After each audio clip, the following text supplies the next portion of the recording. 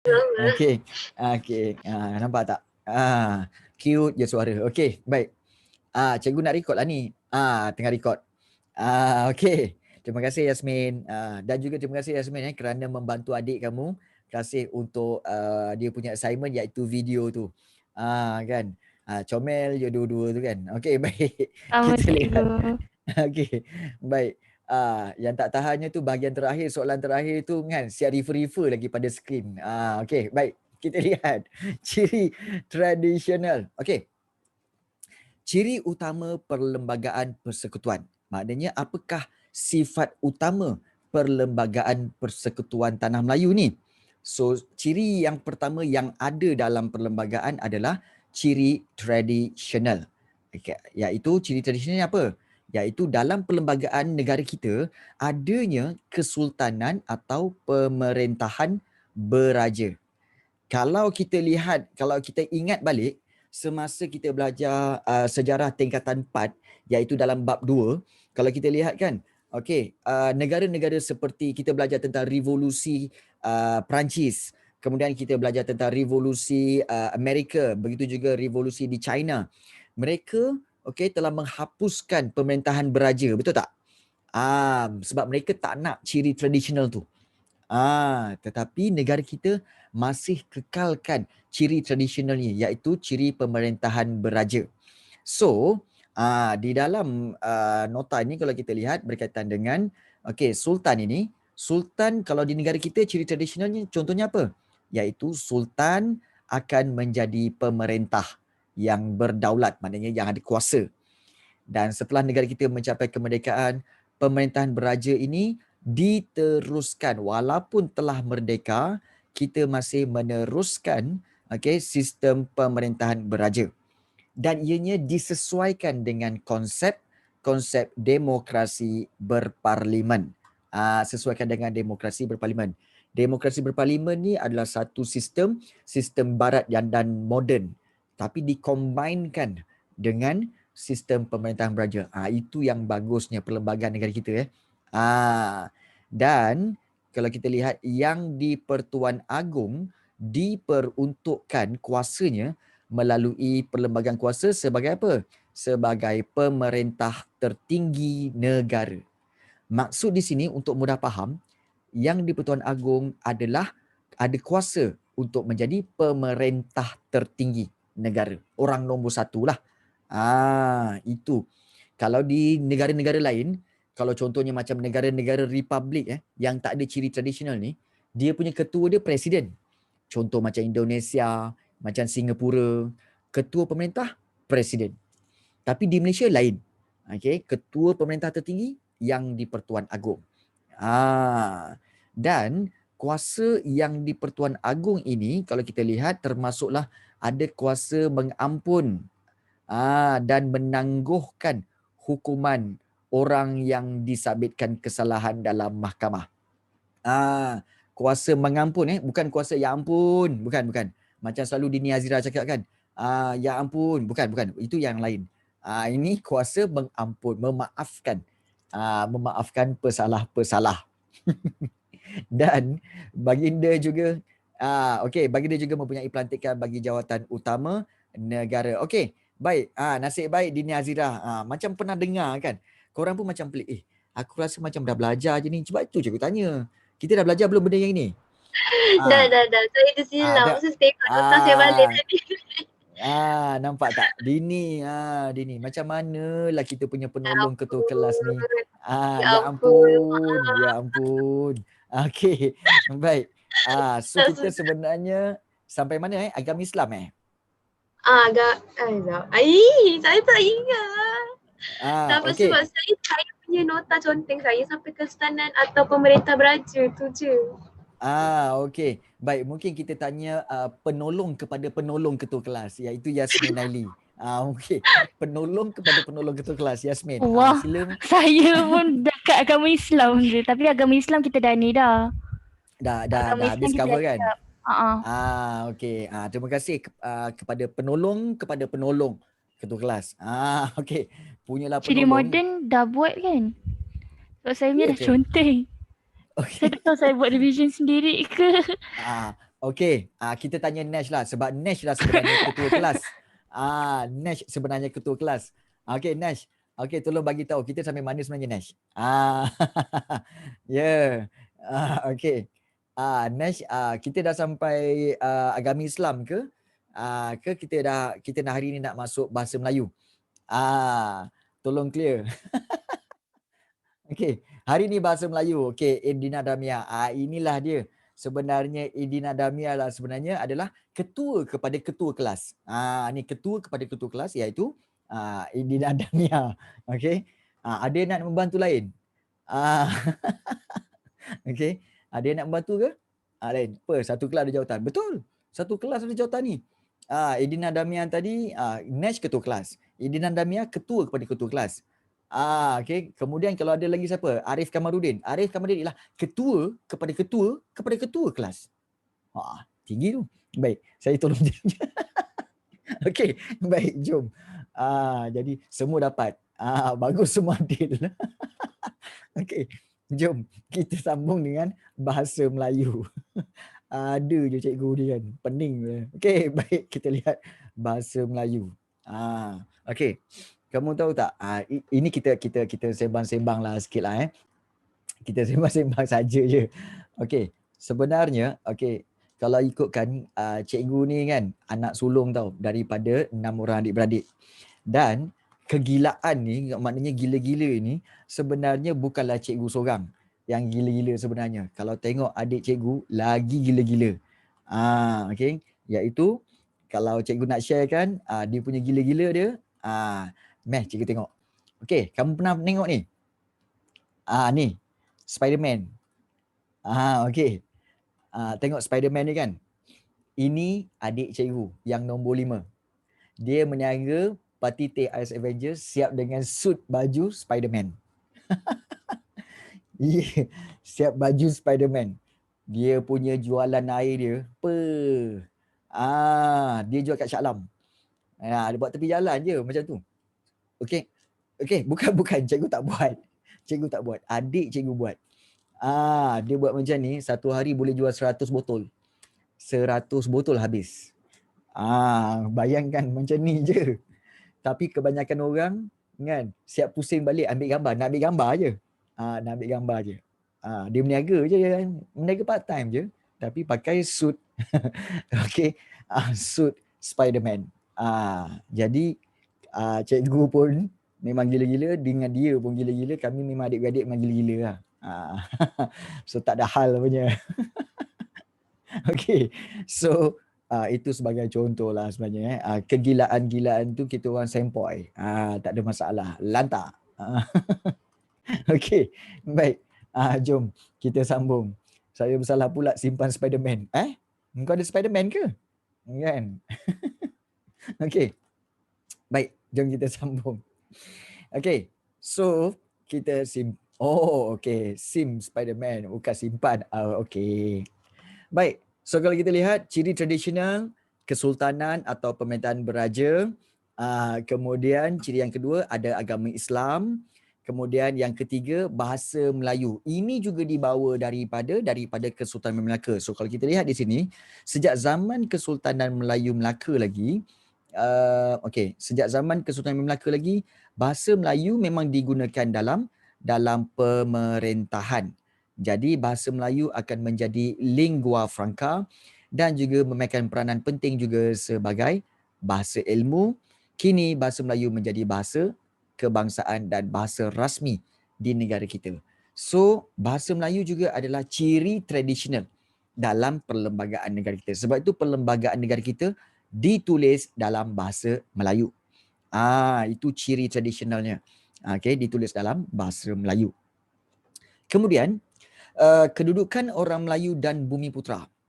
Sebelum merdeka, kita lihat kedudukan orang Melayu dan Bumiputera adalah di bawah kuasa raja dan juga ketua-ketua peribumi. Ada tak sesiapa yang tak faham tentang ketua peribumi ataupun Bumiputera? Ada tak yang tak faham tentang Bumiputera?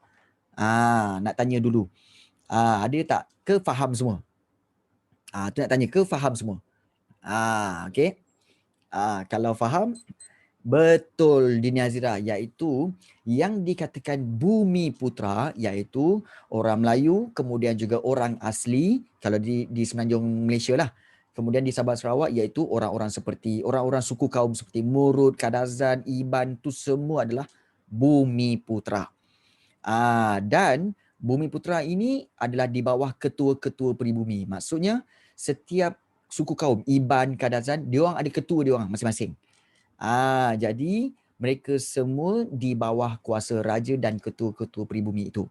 Tetapi apabila negara kita merdeka, maka yang di Pertuan Agong diberi tanggungjawab memelihara kedudukan istimewa orang Melayu dan juga Bumi Putra Sarawak dan Sabah.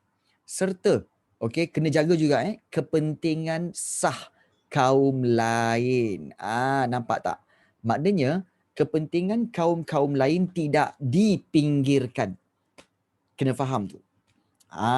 So sekarang ni banyak isu daripada 2 tahun lepas, banyak isu-isu berkaitan dengan perkauman di mana ramai yang mempersoalkan tentang keistimewaan orang Melayu, keistimewaan Bumi Putra dan juga hal ini kerana apa? Kerana kaum-kaum lain rasa terpinggir, rasa tak ada istimewa di dalam negara Malaysia. Baik. Sebenarnya itulah yang akan berlaku jika kita ni, orang-orang Melayu kita ni, kita pergi ke negara China atau pergi ke negara India. Kalau kita pergi negara China, kita tinggallah berapa lama pun kat sana, beranak pinak, bercucu-cucu sekalipun, kita tidak akan mendapat keistimewaan seperti mana orang Cina asal. Memang tak dapat. Sebab itu negara mereka. Begitu juga kalau kita pergi negara India.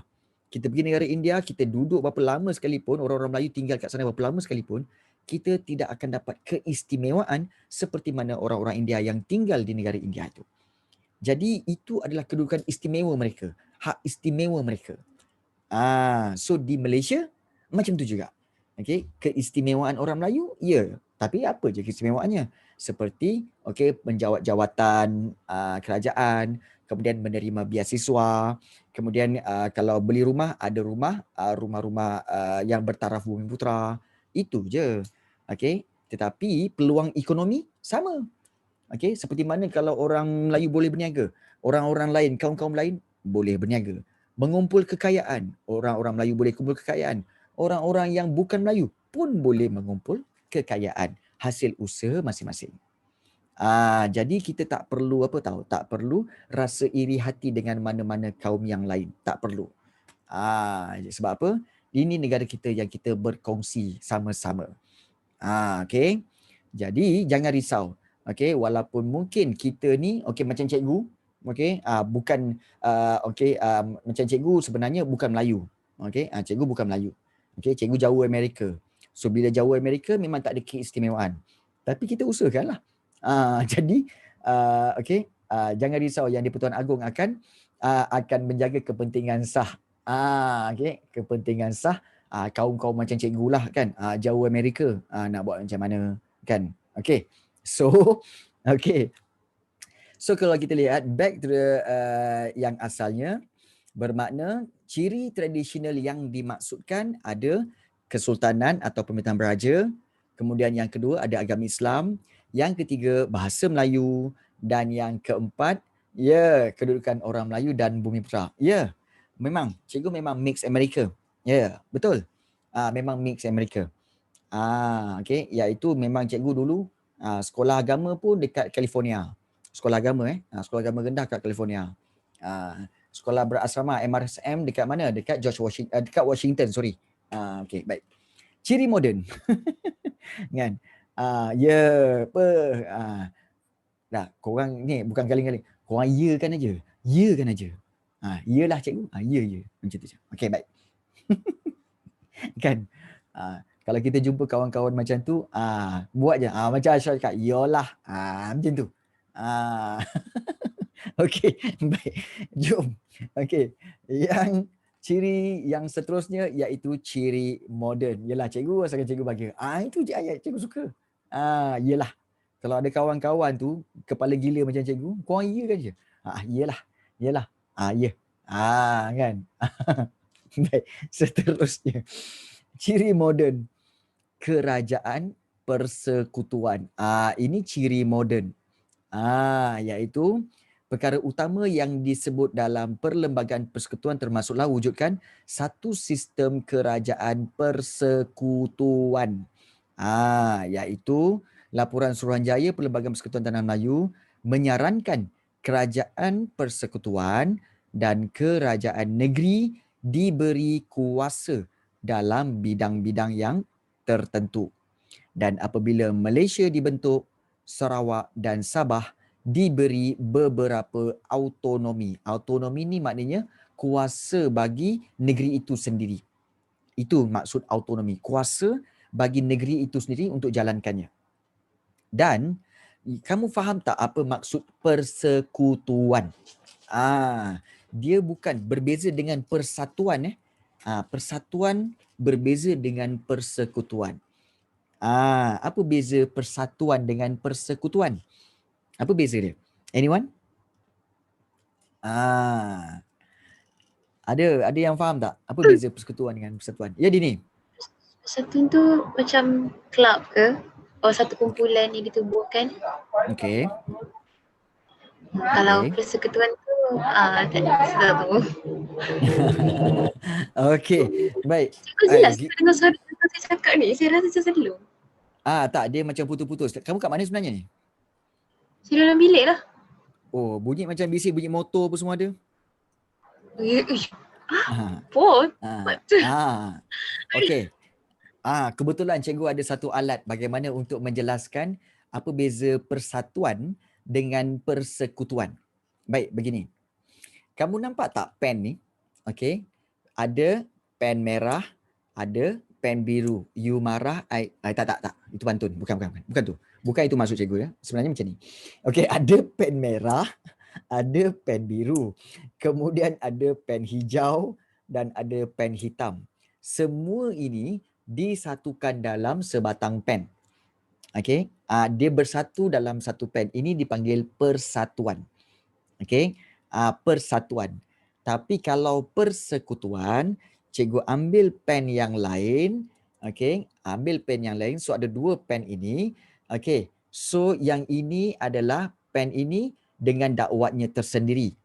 Yang pen ini dengan dakwatnya juga yang tersendiri, tapi dia diikat bersama-sama. Jadi ini dipanggil persekutuan. Maksudnya dia bersekutu tapi dia bergerak sendiri. Dia ada dia punya badan dia sendiri.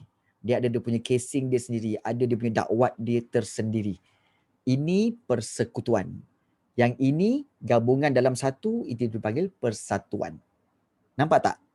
Nampak tak perbezaan tu? Nampak ke tak nampak? Okey, baik. Nampak Okey. Ya, betul. Okey, tapi pen yang banyak warna tu cuma boleh guna satu-satu saja. Tak boleh guna semua warna terus. Betul. Kalau boleh gabungkan semuanya tu menjadi satu warna, itu dipanggil persatuan. Itu dipanggil persatuan. Okey, tapi kalau yang ini, yang ini gabung yang ini, kalau mungkin ada satu pen lain yang letak, sebelah lagi, itu dipanggil persekutuan. Dan kalau kita lihat nak lebih jelas lagi, iaitu sebagai contoh negara Malaysia kita. Kalau negara Malaysia kita, kita ada Selangor, Perak, Negeri Sembilan, Pahang semua kan. Setiap negeri-negeri ni dia ada kerajaan negeri dia. So kerajaan-kerajaan negeri ini bergabung menjadi Malaysia. Itu dipanggil persekutuan. Persatuan macam mana cikgu? Baik, persatuan apabila apa tahu? Kalau Selangor, Perak, Pahang ni semua, mereka tak ada kerajaan lagi dah. Mereka tak mahu ada kerajaan negeri Selangor, kerajaan negeri Perak, kerajaan negeri Sembilan, kerajaan negeri Pahang, tak nak. Diorang semua, semua di-manage oleh kerajaan persekutuan. Kerajaan yang satu sahaja.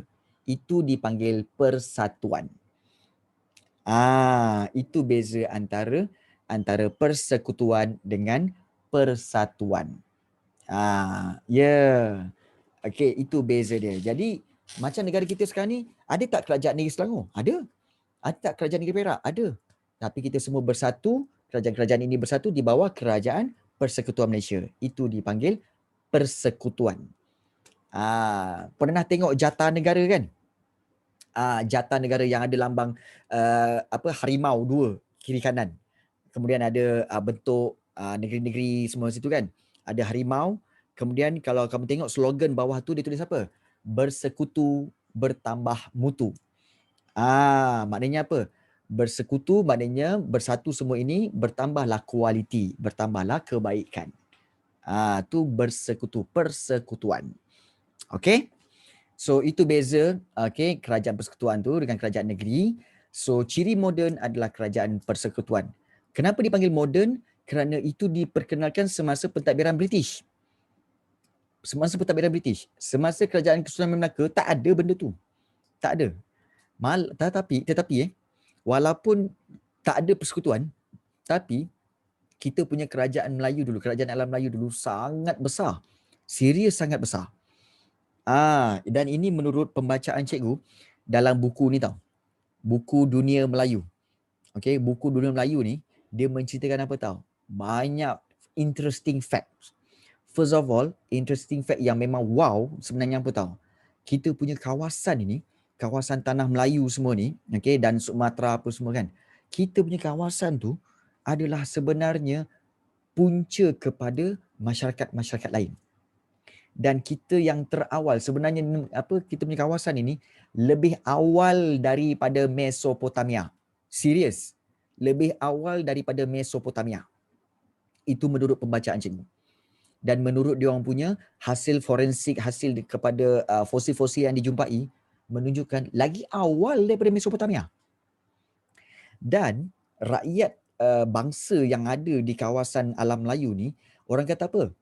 Kalau sarjana barat kata apa? Kita punya bangsa di kawasan alam Melayu ni sebenarnya campuran daripada Cina yang masuk, India yang masuk, Afrika yang masuk. So dia kata percampuran itu membentuk bangsa kita. Sebenarnya fakta tu salah. Fakta yang sebenarnya apa tahu? Orang tu sebenarnya datang daripada sini. Daripada sini, diorang yang bergerak keluar, pergi ke China, pergi ke India, pergi ke Afrika. Sebab itu banyak persamaan budaya. Okey, China, kemudian India dan juga di Afrika, persamaan budaya dengan penduduk-penduduk kawasan alam Melayu. So itu fakta yang sebenarnya. Dan ini memang serius wow lah. Sebab rupa-rupanya kita ni sebenarnya berada di kawasan di mana tamadun terawal dunia sebenarnya. Cuma tidak dicatatkan lagi. Kita ke bangsa yang hilang, kemungkinan besar kitalah bangsa yang hilang itu. Kita sendiri. So peradaban tu sebenarnya bermula daripada kita. Daripada kawasan kita ni. Kemungkinannya daripada Nabi Nuh tu, kemungkinannya. Okey, Edina Damia, mungkin Edina Damia kata tentang Nabi Nuh tu, mungkin ini berkaitan dengan bagaimana Nabi Nuh naik kapal tu kan, dan telah banjir besar berlaku kan. Okey, sebenarnya banjir besar berlaku tu bukan berlaku seluruh dunia, tapi berlaku di kawasan itu. Dia di kawasan yang ada bersekitaran dengan Nabi Nuh tu sebenarnya. Okay? Dan juga binatang-binatang yang dibawa tu adalah binatang-binatang yang hidup di sekitar kawasan Nabi Nuh itu. Dan dia tidak melibatkan seluruh dunia sebenarnya. Tak. Dia hanya melibatkan kawasan yang itu sahajalah sebenarnya. Tapi kawasan itu pun besar. Rasanya seluruh Iran, Iraq semua tu tenggelam. Jadi itulah sebenarnya hasil pembacaan cikgu. Dan kalau hasil pembacaan cikgu tu, cikgu akan sharekan dengan kamu. So don't worry. Kita sama-sama dapat maklumat. Supaya apa? Bangsa apa yang dalam laut tu? Yang dalam laut tu, sebenarnya tidak didefinisikan tentang bangsa itu. Sebab pada waktu itu, bangsa sebenarnya tak banyak. Tapi yang diadakan ada apa tahu? Macam Astronosia, kemudian ada juga Proto-Astronosia, Proto-Malaya, dia macam tu. Bangsa yang bukan spesifik. Bangsa Parsi ke, bangsa Melayu ke, tak. Dia bangsa yang asas kepada bangsa-bangsa sekarang. Yes. Right. So, ciri moden Bugis. Bugis tu sebenarnya Melayu semua tu. Semua Melayu. Bugis apa semua tu semua sebenarnya daripada kawasan alam Melayu ni sebenarnya. Sebab tu hati-hati Okey, hati-hati. Tahun 2027 kan kemungkinan besar akan ada berlaku benda yang besar dalam dunia kita ni, especially kawasan alam Melayu ni lah. Kita tak tahu apa lagi, tunggu je lah. Alright.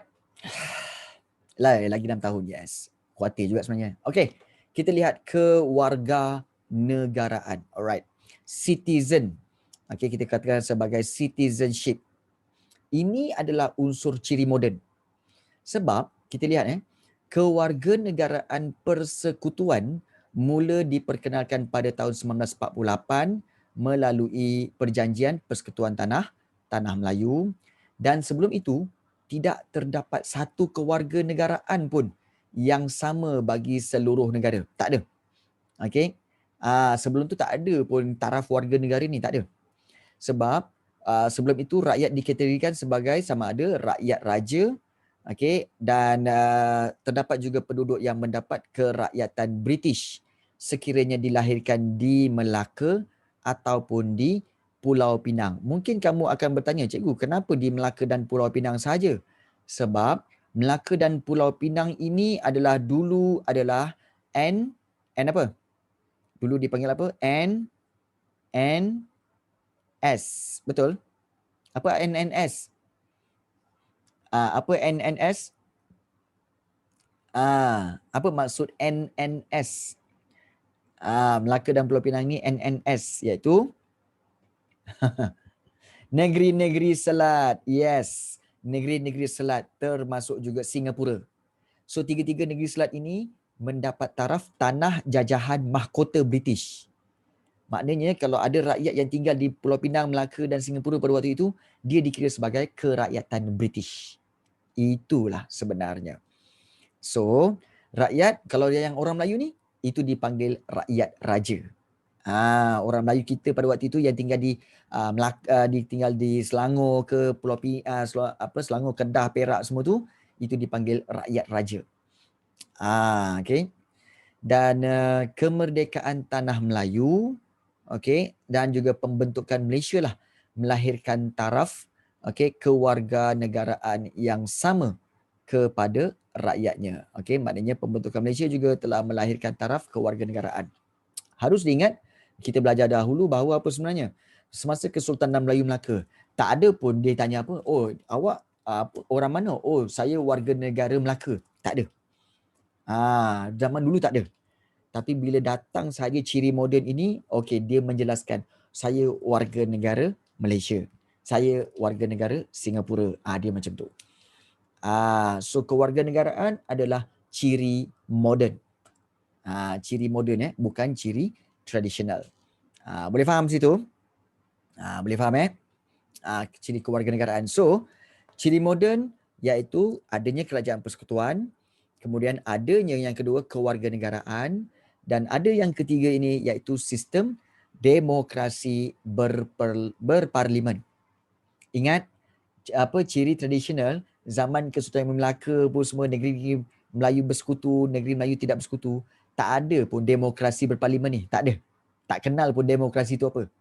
Tak kenal pun demokrasi itu apa. Tapi apabila Perlembagaan Persekutuan kita lihat memperuntukkan sistem demokrasi di Malaysia, asas kepada demokrasi ialah bermulanya demokrasi apabila berlaku pilihan raya umum pada 1955 yang kita belajar dalam bab yang ke-8 tingkatan 4 tahun lepas. Betul tak? Bab 8 kan pilihan raya. Kita tak silap cikgu. Pilihan raya bab 8 rasanya. Okey, pilihan raya umum 1955. Dah belajar belum pilihan raya tu? Dah kan? Jadi bermulanya demokrasi berparlimen ni apabila berlakunya pilihan raya umum, yang election tu, yang tahun lepas cikgu tunjukkan ada video orang tu nyanyi kan, marilah mari pergi mengundi, itulah dia. Yang nyanyi tu, itu pilihan raya umum. So itulah bermulanya demokrasi berparlimen. Dan tujuan utama pilihan raya ni untuk apa? Okey, untuk memberikan kebebasan, wow, kepada rakyat. Kita bebas untuk memilih wakil pemimpin dan tubuhkan kerajaan. Inilah ciri moden dalam perlembagaan, iaitu sistem demokrasi berparlimen. Berikan kebebasan kepada rakyat nak pilih wakil pemimpin dan menubuhkan kerajaan. Ini sekarang ni cikgu ada 300 orang pelajar. Ke 300 orang pelajar ni boleh memilih cikgu untuk menubuhkan kerajaan? Adakah anda setuju untuk cikgu menjadi wakil menteri ke apa pun ataupun untuk memerintah kerajaan? Boleh ke? Kang siapa? Boleh tapi masalahnya nanti siapa yang nak mengajar sejarah? Tak ya, kan? Nanti tak ada pula orang mengajar sejarah pula. Okey, baik. Okey, baik. Alasan. Okey. Part time part time mengajar ke part time menteri? Nak tahu tu. Cikgu rasa lebih baik part time menteri kan? Betul, part time menteri ya. Okey. Baik. Bagi menentukan pilihan raya dapat dijalankan dengan adil. Untuk membuat pilihan raya itu adil, maka ditubuhkan Suruhanjaya Pilihan Raya, iaitu SPR, dan badan inilah bertanggungjawab sepenuhnya untuk menjalankan pilihan raya. So, pilihan raya persekutuan memilih wakil untuk membentuk kerajaan persekutuan. Kalau pilihan raya negeri ditugaskan untuk memilih wakil bagi membentuk kerajaan negeri. So, sebab itu pilihan raya umum, okey, kalau kamu lihat nanti mungkin kamu nanti dalam tahun depan kot, tahun depan ke tahun lagi satu ke kan, kamu layak untuk menyertai pilihan raya, maka kamu akan lihat kamu akan dapat satu kertas iaitu memilih ahli parlimen dan satu lagi memilih ahli Dewan Undangan Negeri. Kalau memilih ahli parlimen, maknanya memilih wakil yang akan membawa isu kamu, isu kawasan kamu ke parlimen. Itu peringkat kerajaan persekutuan. Kalau ahli Dewan Undangan Negeri adalah bertujuan untuk apa? Memilih wakil bagi membawa isu kamu ke dalam kerajaan negeri. So itu sebab tu ada dua. Kerajaan pilihan raya persekutuan dan pilihan raya negeri. Baik. Korang ni senyap je, faham ke tak faham ni? Faham ke tak faham ni? Aku pula yang risau. Faham cuma nak tanya sebelum tu, bab ni yang bahagian ni korang dah belajar belum kat PDPR? Dah belajar kan PDPR? Jazal Kamila belum? Dini Azira pun belum? Edina Damia pun belum? Oh ya ke? Okey. Tapi sebenarnya ini benda ni kita dah ulang 2 kali kan? Bulan 1 hari tu kita ulang sekali. Bulan ni 2 kali kedua. Kan? Baru habis bab 1. Okey. So Edina Damia, macam mana dengan PDPR?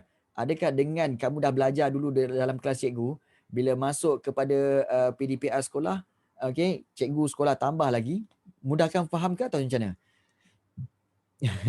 Sebulan dah 3 bab dah belajar cikgu. Ya ke?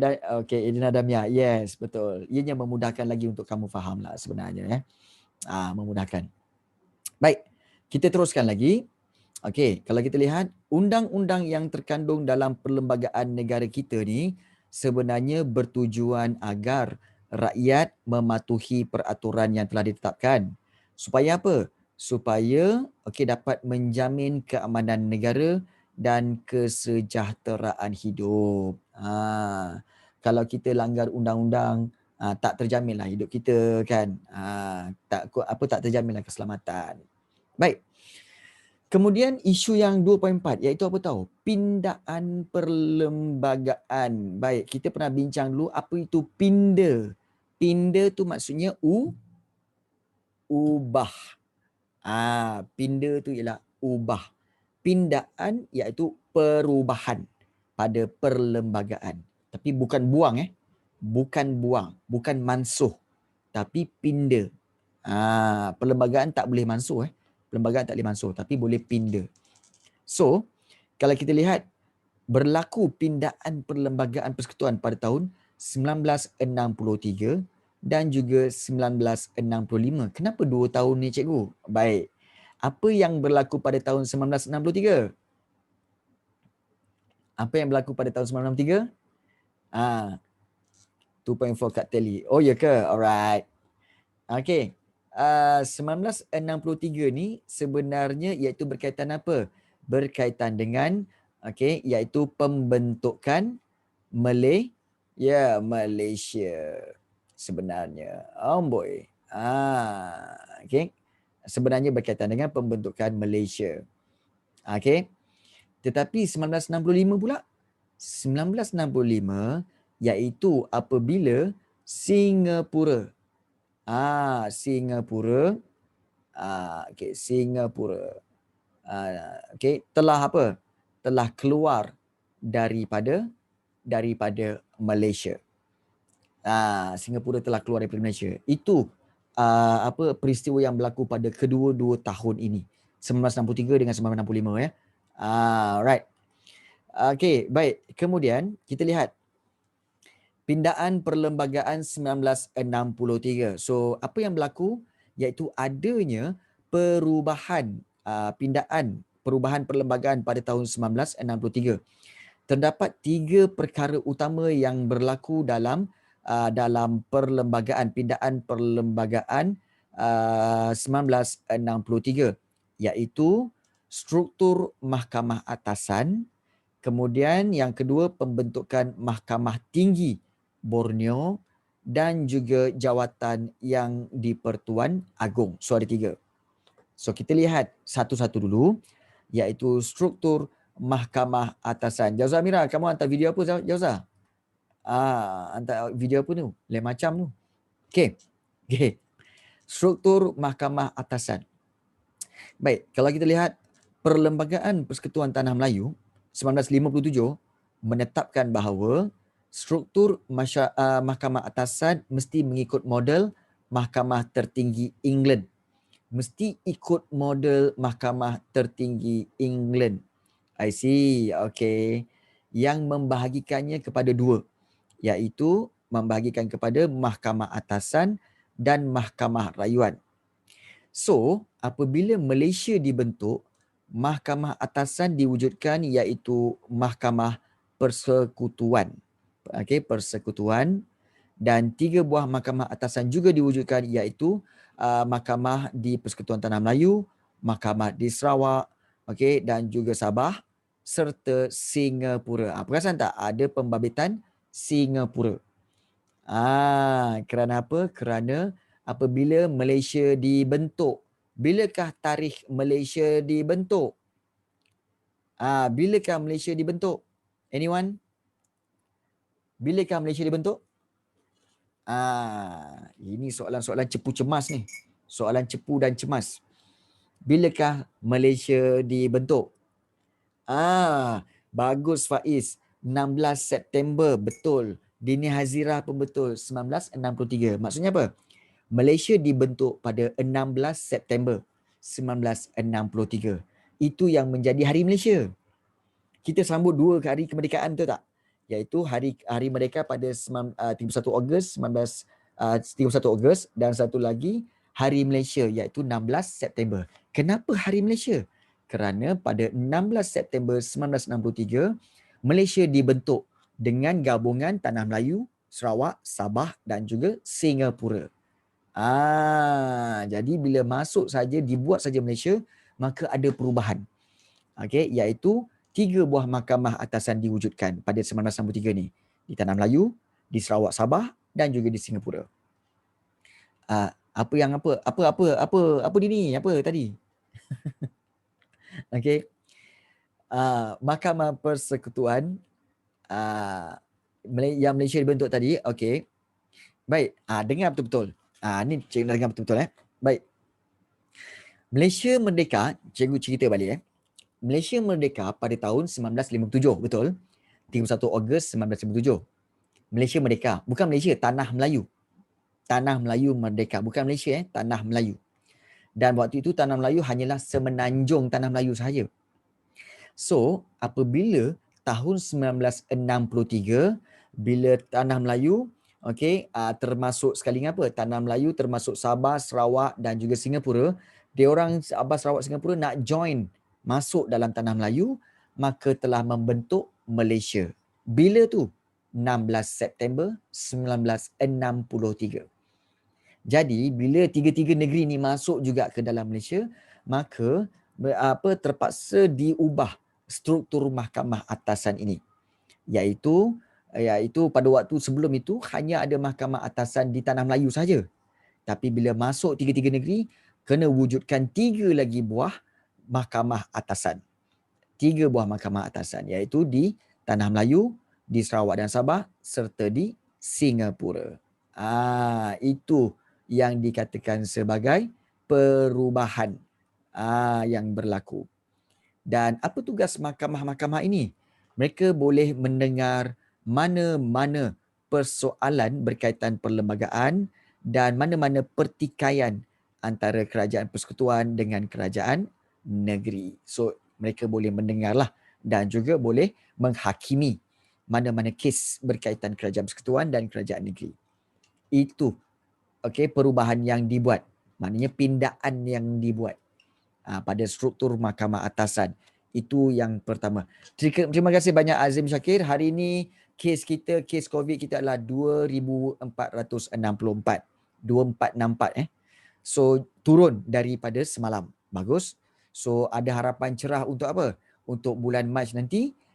Rasanya lepas, diorang kata mungkin selepas SPM habis, SPM Pro Max ni habis, SPM kamu boleh pulang semula ke sekolah. Kalau ianya berkurangan lah. Kes sembuh 4525. Ketua kepada ketua saya. Oh, okey. Oh, ya ke? Azim Syakir memang. Ya. Dia adalah ketua kepada ketua kepada ketua kepada ketua kelas. 4 kali tingkat tu. Ketua kepada ketua kepada ketua kepada ketua kelas. Oh, Azim. Azim Syakir. Okey. Baik. Terima kasih banyak Azim. Okey. Baik, yang kedua, yang SPM 2021 tangguh tahun depan. Oh, okey. Betul ke cikgu? Viral kat Twitter yang SPM 2021 tangguh ke tahun depan. Okey. Baik, itu masih lagi dalam penilaian. Okey. Masih lagi dalam penilaian. Belum ada sebarang keputusan.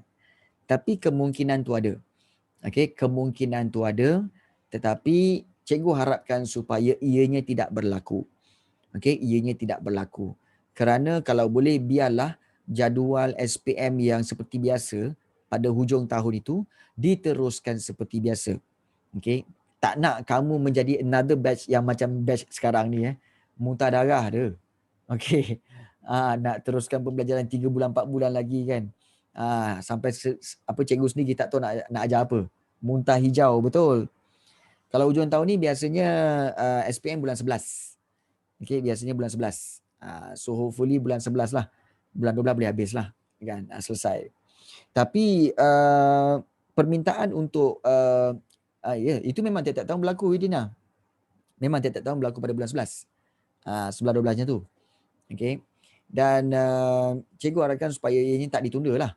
Tak ditunda. Sebabnya kalau tunda lagi penat. Dan juga cuma yang minta tunda tu kemungkinan besar kerana apa tahu? Kerana bukan semua pelajar boleh join dalam PDPR. Bukan semua pelajar tingkatan 5 seluruh Malaysia ni boleh join macam kamu. Mungkin kamu saja sebenarnya yang ada kemudahan untuk join PDPR dan juga kelas online. Yang lain-lain jadi itu concern mereka lah kan. Concern mereka. Sebenarnya ada solution. Cuma bagi cikgu dia orang ni macam buat endah tak endah lah. Kan? Uish, aku ni cakap apa? Tak pasal-pasal je sekarang. Baik. Betul. Apa solusinya? Solusinya mudah saja. Iaitu semua pembelajaran-pembelajaran tu apa susah nak buat PDPR lah apa semua kan. Tayangkan je lah dekat dalam TV. Semua orang ada TV kan? Serumah-rumah ada TV. Astro ada apa semua. Bagilah tayangan percuma. Kan? Kalau tak ada TV. Ya betul. Itu baru nak mula. Baru nak mula. Ya betul. baru nak mula, barulah nak buat. Betul. Dan kalau boleh pula kan, kalau boleh lah kan. Tapi TV ni memanglah kena cikgu-cikgu sekolah. Sebab cikgu-cikgu sekolah kan dia ajar macam ni. Cikgu sekolah kan dia ajar macam ni kan. Okey, budak-budak. Okey, murid-murid sekalian. Okey, para pelajar sekalian. Yang ini yang kedua, pembentukan Mahkamah Tinggi Borneo. Ya. Okey, para pelajar ya. Kalau kita lihat Ya, cikgu. Ya Allah, sama. Perlembagaan Malaysia mengekalkan kedudukan Mahkamah Tinggi Malaya dan pada masa yang sama diwujudkan Mahkamah Tinggi Borneo. Kena ingat ya pelajar, Afrina buat apa tu? Jangan tidur bangun. Bangun. Allahu kan. Ya. Okey, memang tidurlah jawabnya ya Allah. Kan. Jadi cikgu faham. Cikgu ada join baru-baru ni kan kelas tu. Taklah kan. Budak pun macam okey. Alright. Okey, lama-lama macam tu. So itu yang cikgu nampak lah sebenarnya kan.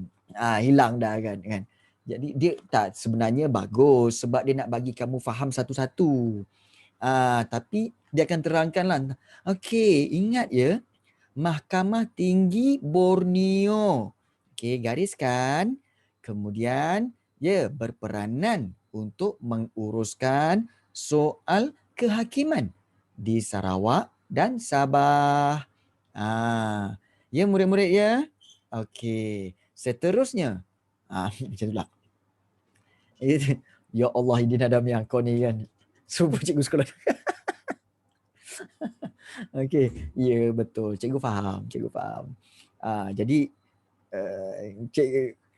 takkan cikgu nak buat macam tu kan. Jadi tapi cikgu-cikgu macam tu lah yang layak pergi mengajar kat dalam TV. Kalau cikgu macam cikgu ni ajar kat TV, kantoi kan, mepek-kepek kan, tak ke mana-mana pergi kan. Jadi mak bapak pula akan tengok, cikgu kau ni apa hal ni kan? Apa hal cikgu kau ni? Mampus. Viral nanti. Itulah. Kan? Sebab kalau TV kan mak bapak tengok. Mak bapak sekali tengok. Cikgu kau ni layak ke? Dia siap persoalkan nanti. Cikgu kau ni layak ke ajar sejarah ni? Entah apa-apa ke. Yang korang cakap, cikgu macam ni lah best. Entah apa, entah dia ni ngajar. Kan? Macam bukan cikgu je. Sudah. Kan? Mampus aku. Okey. Ya, jangan biarlah cikgu-cikgu tu buat. Biarlah. Mak bapak tak faham generasi lain-lain. Ya, betul. Kan? Mak bapak generasi lain-lain kan. Cikgu sendiri. Tak, cikgu dapat macam ni sebab apa? Sebab cikgu dulu, cikgu sejarah cikgu pun macam ni. Kan? Dia cerita, kemudian Jepun datang menyerang tau. Siap tekan tangan ni. Kemudian datang. Dia letak boom. Siap bunyi. Boom. Meletup sana. Kan? Habis budak-budak. Kita apa? Wah. Wah. Nuklear boom meletup. Sekali. Dia punya si aksi semua kan. Cikgu sejarah tu. Kita pun.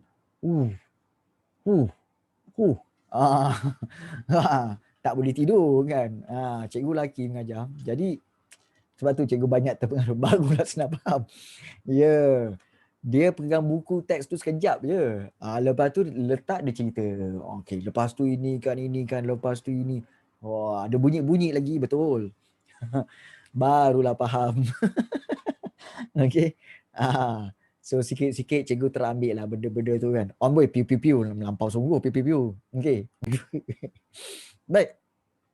Yang kedua, pembentukan Mahkamah Tinggi Borneo.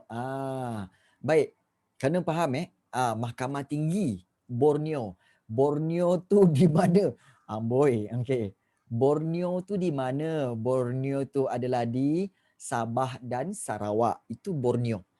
Kat sana pun kena ada mahkamah lah kan sebab ada kes juga. Jadi Perlembagaan Malaysia mengekalkan kedudukan Mahkamah Tinggi Malaya untuk Tanah Melayu dan pada masa yang sama wujudkan Mahkamah Tinggi Borneo. Mahkamah Tinggi di Sabah dan Sarawak. Borneo ialah Sabah dan Sarawak Dan Mahkamah Tinggi Borneo ini fungsi dia untuk apa? Uruskan soal kehakiman lah di Sarawak dan Sabah. Dan pada 1963, tahun-tahun yang di mana mereka menyertai Malaysia, jawatan Ketua Hakim Borneo ini diwujudkan dengan berpusat di mana? Di Kuching, Sarawak. Dan menjelang tahun 1994, nama jawatan ini diubah kepada Ketua Hakim Sarawak dan juga Ketua Hakim di Sabah. Itu pembentukan Mahkamah Tinggi Borneo. So kalau kita lihat di sini, struktur mahkamah telah diubah, iaitu adanya Mahkamah Atasan, di mana ada Mahkamah Atasan di Tanah Melayu dan juga ada Mahkamah Atasan di Sarawak Sabah, dan seterusnya pembentukan Mahkamah Tinggi. Sebelum tu tak ada Mahkamah Tinggi. Sebelum tu hanya Mahkamah Tinggi di Malaya sahaja. Sekali bila dah Sabah Sarawak masuk, so buat juga Mahkamah Tinggi di Borneo. Itu yang kedua. Okey. Dan yang ketiga, jawatan yang di-Pertua Negeri. So apabila Malaysia dibentuk, Sarawak dan Sabah, kita tahu Sarawak dan Sabah memang tak ada sultan. Kena ingat Sarawak Sabah tak ada sultan. Jadi Sarawak Sabah diketuai oleh Yang di-Pertua Negeri. Yang di-Pertua Negeri ini akan dilantik oleh Yang di-Pertuan Agong. Agong lantik. So dalam menjalankan tugasnya, Yang di-Pertua Negeri ini perlu ikut nasihat Majlis Tertinggi Sarawak dan Kabinet Negeri bagi Sabah. Kena ikut nasihat lah. Macam Perdana Menteri. Perdana Menteri kan kita tahu kan, dia yang akan memberi nasihat kepada Yang di-Pertuan Agong kan. Jadi Agong kena ikut nasihat Perdana Menteri. Itu. Baik. Semua ini, tiga-tiga ini, jawatan Yang di-Pertua Negeri, kemudian pembentukan Mahkamah Tinggi Borneo dan pembentukan ataupun perubahan struktur masyarakat atasan, ini berlaku pada tahun 1963. Okey, 63 semasa pembentukan Malaysia. Tetapi apabila Singapura keluar daripada Malaysia, iaitu pada tahun 1965, Singapura keluar daripada Malaysia. Jadi pindaan pun berlaku, ada perubahan pada undang-undang, pada perlembagaan. Iaitu kita lihat Tunku Abdul Rahman Putra Al-Haj, kita punya Perdana Menteri Malaysia yang pertama membawa usul pindaan perlembagaan yang dinamakan sebagai Pindaan Singapura di Parlimen pada 7 Ogos 1965. Dan Parlimen ini luluskan, Parlimen pula bila pindaan Singapura ni bawa ke Parlimen untuk bincangkan. Bila bincang-bincang dekat Parlimen tu, Parlimen pun luluskan usul ini yang membolehkan Singapura keluar daripada Malaysia. Singapura keluar daripada Malaysia. Oleh itu, semua perkara berkaitan dengan Singapura telah dimansuhkan. Apa maksud dimansuhkan? Iaitu dibatalkan. Batal. Dalam perlembagaan Malaysia. Kadang-kadang kita fikir, macam mana perkara-perkara itu boleh dimansuhkan padahal perlembagaan tak boleh dihilangkan atau dimansuhkan. Hal ini kerana apa? Kerana Singapura sendiri yang keluar daripada Malaysia. Singapura keluar daripada Malaysia, maka undang-undang yang berkaitan dengan Singapura dah tak boleh pakai lah. Sebab Singapura tak ada dalam perlembagaan Malaysia. So ianya dimansuhkan.